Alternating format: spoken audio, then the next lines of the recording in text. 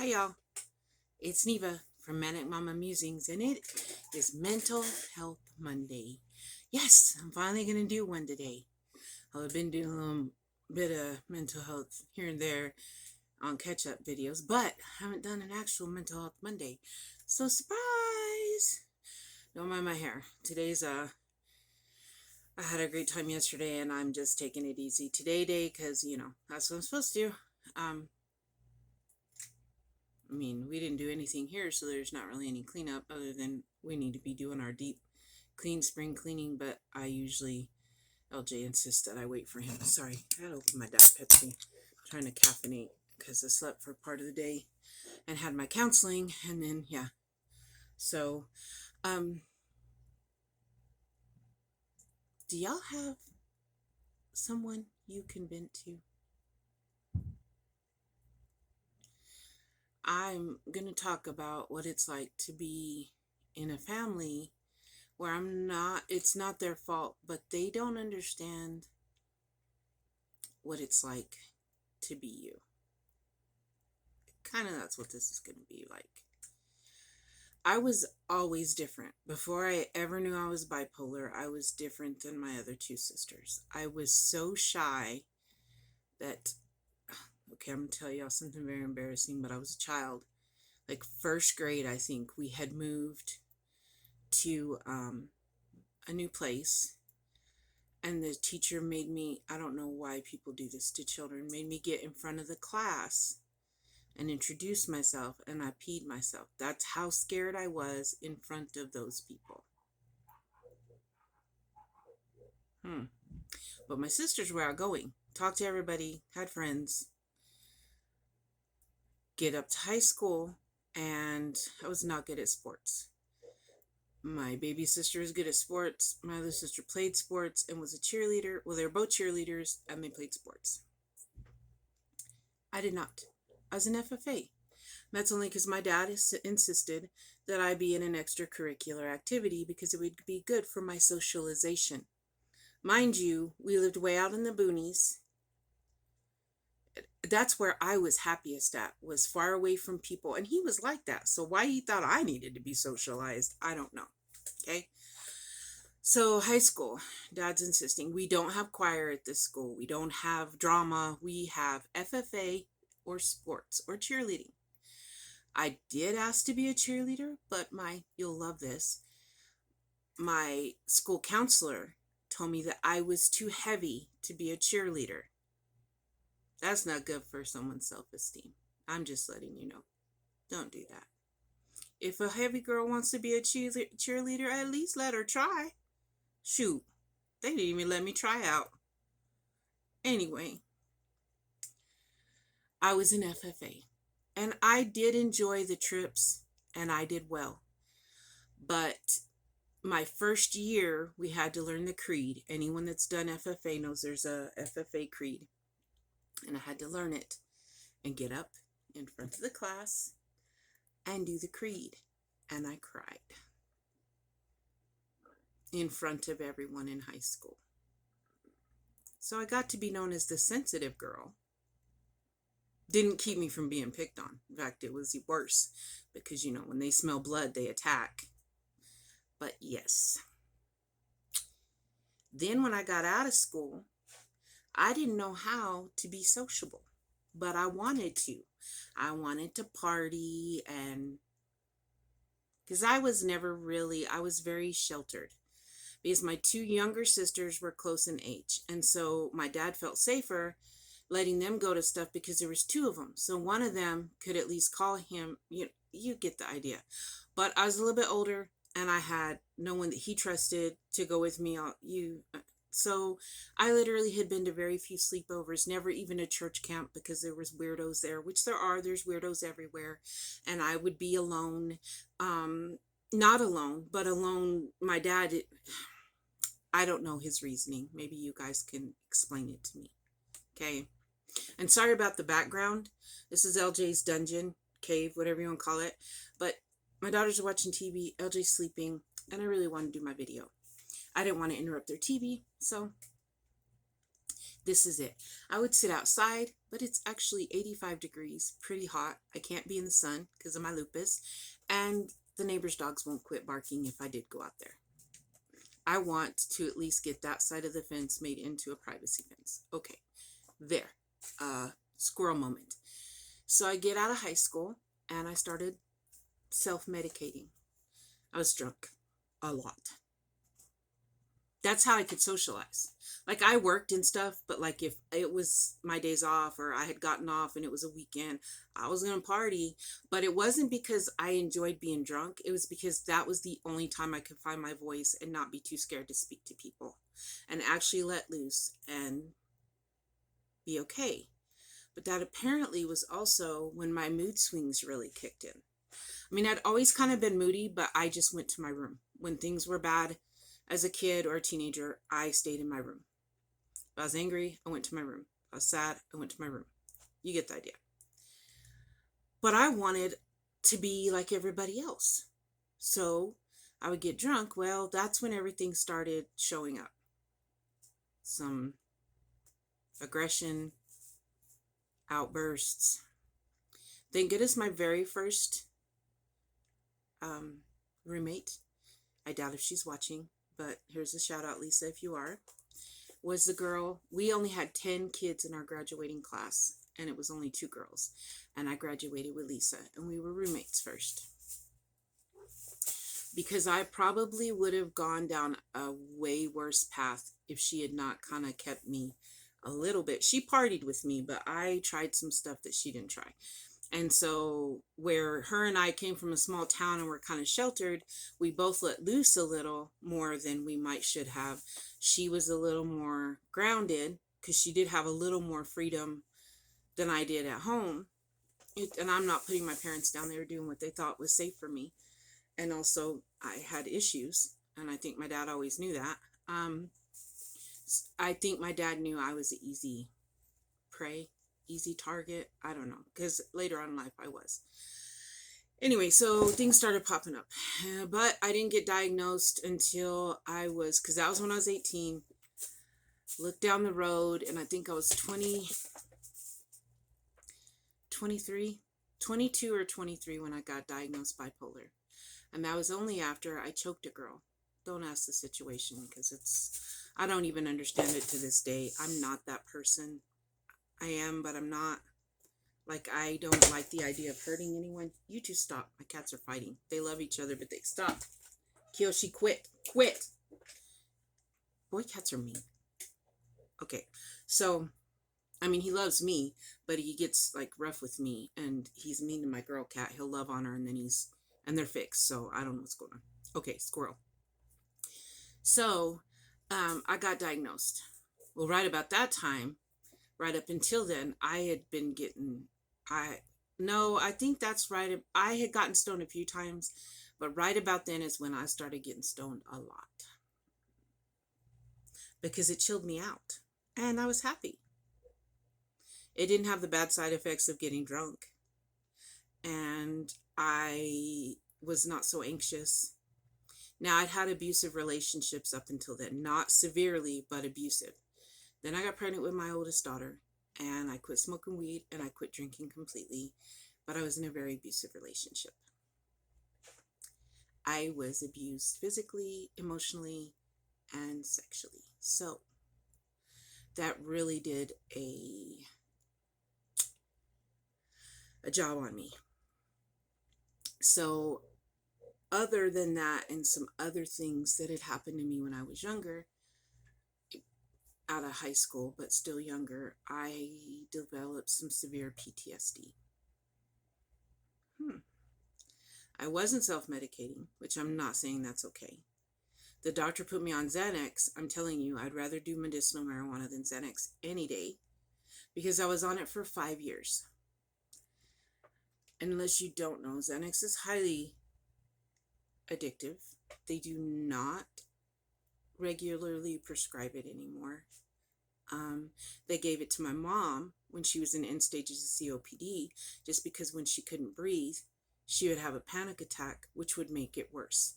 But they don't. So when I moved from where I was back to where I am now, which is that's a whole nother story.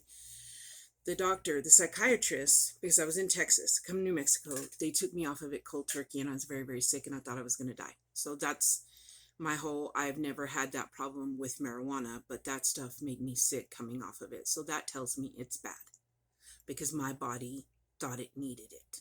Okay. So I was talking about not feeling like my sisters were outgoing.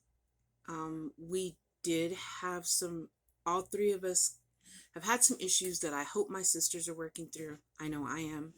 Our dad was an alcoholic and very emotionally abusive, not physically, but emotionally, but to us, and physically and emotionally abusive to our mother. There, I said it. I loved my daddy, but that's the truth.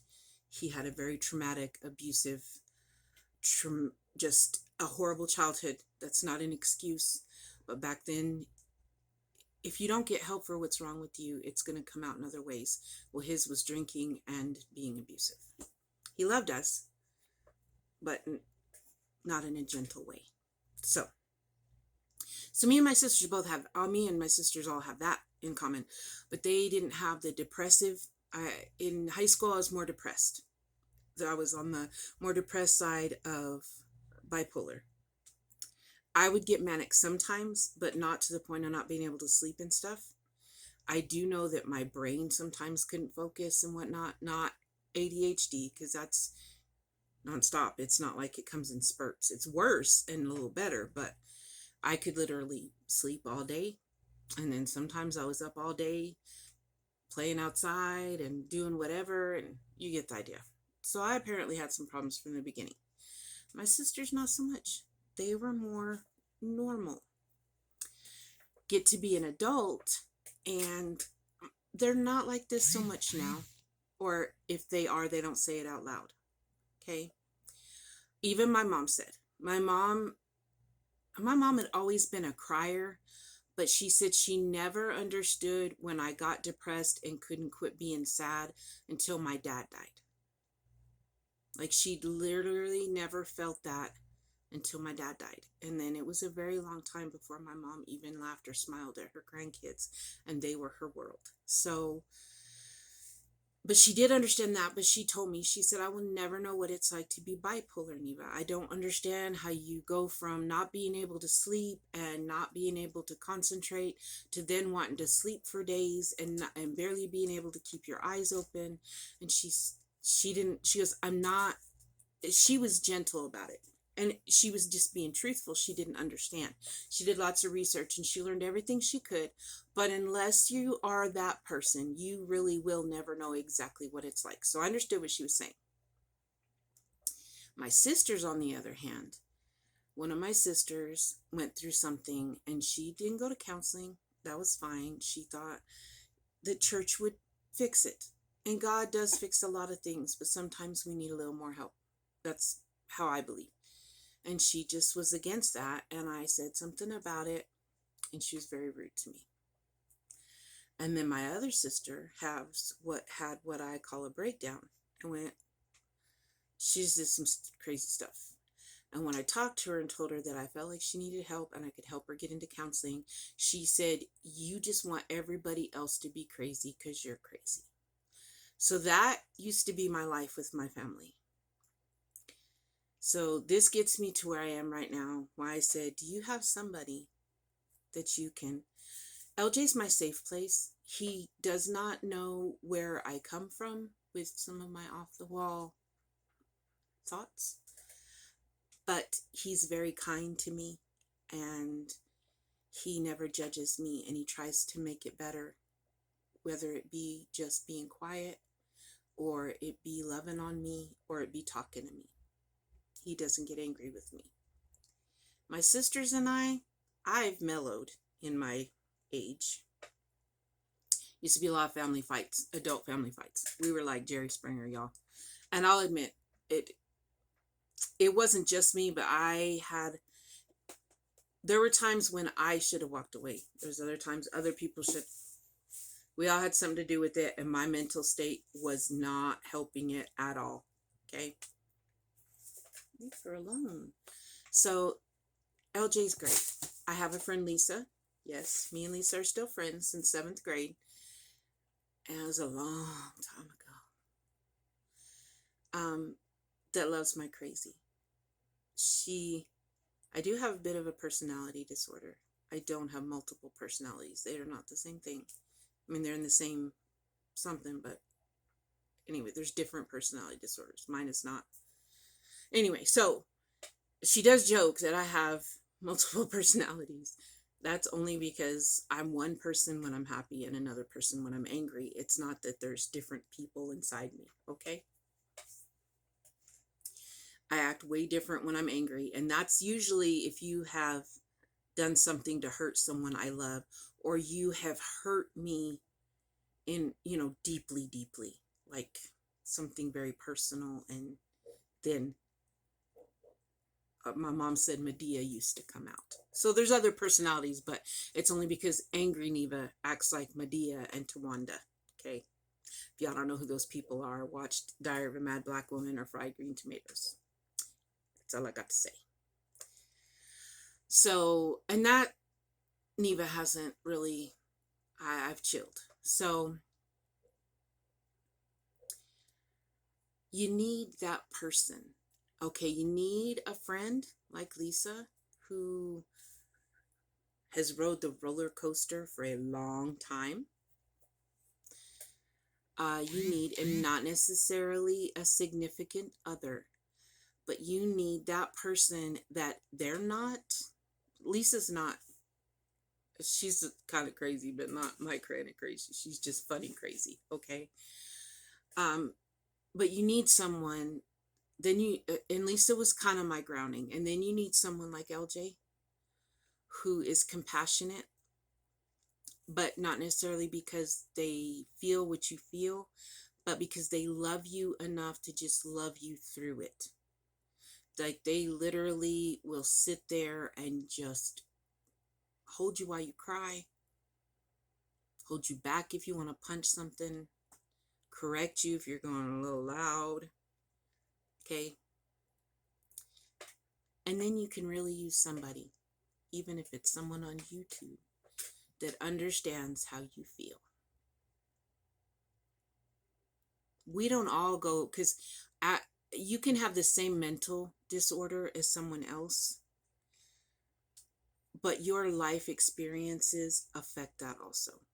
So we are not all exactly the same, but we can sympathize in a different way with people when we